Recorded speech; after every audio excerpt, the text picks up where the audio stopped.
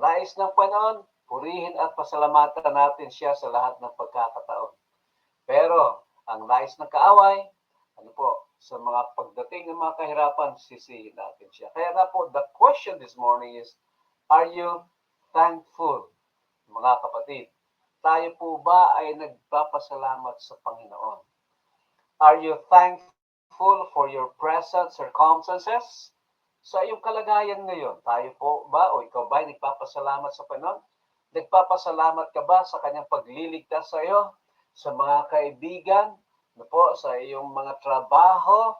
Mga kapatid, nagpapasalamat po ba tayo for the way God made you?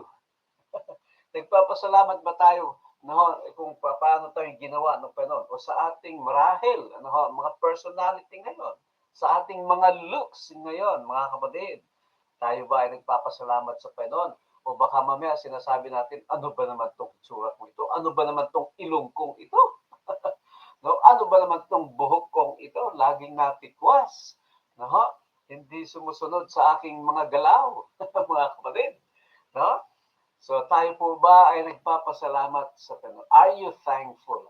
Sabi nga po, when we give thanks in the midst of difficulty, we bring pleasure to God's heart. And breakthrough begins. Actually, mga kapatid, thankfulness is the key to your life. Susi po yan ang ating buhay. It is the key that turns your situation around because it changes you.